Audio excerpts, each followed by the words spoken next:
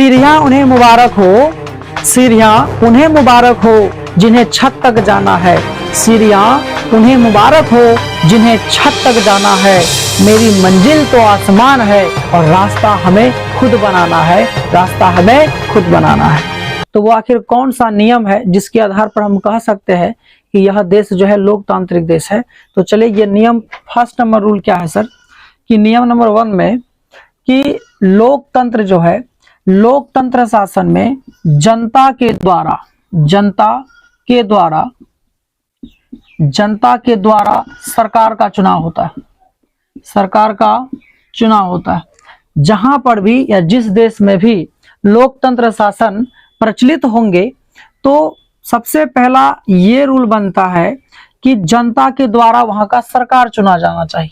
सरकार जो है कि किसके द्वारा चुना जाना चाहिए? जनता के द्वारा। दूसरा कंडीशन सर, और दूसरा नियम क्या है? दूसरी बात कि वहां का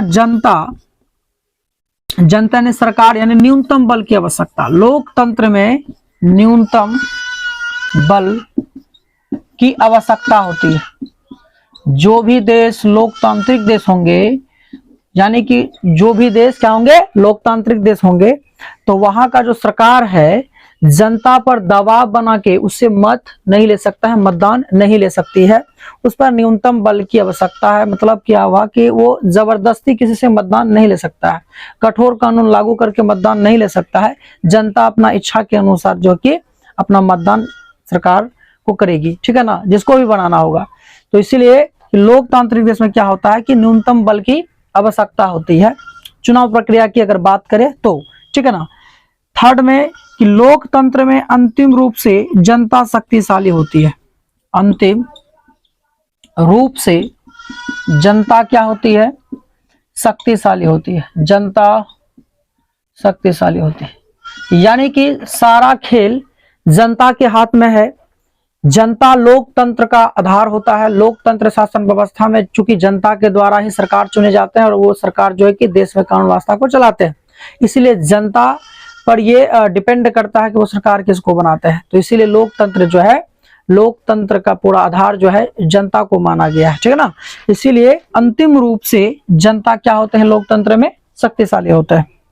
चौथा नंबर का बात करें सर, यदि मान के चलिए कि कोई भी देश है, वहां का जनता सरकार को चुना और सरकार को चुनने के बाद जो है वह सरकार गलत नियम या गलत कानून लागू करते हैं जनता में, तो जनता जो है उनका क्या कर सकता है? जनता आलोचना कर सकता है।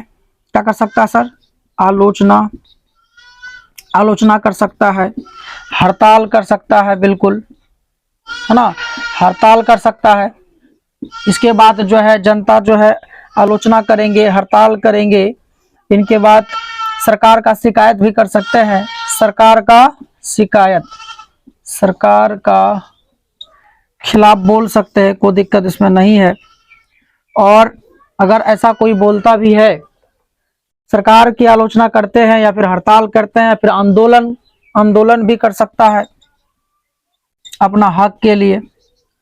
इसमें सरकार उसको दबा के नहीं रख सकता है। सरकार अगर गलत नियम, गलत कानून का निर्माण करेंगे, पब्लिक सरकार का आलोचना कर सकता है, हड़ताल कर सकता है, राज्य हो, स्टेट हो, उनको बंद करने का भी ऐलान कर सकता है, ठीक है। तो इस चारों जो विशेषता है, यह चारों जो विशेषता है, यदि आपको किसी भी देश में मिलता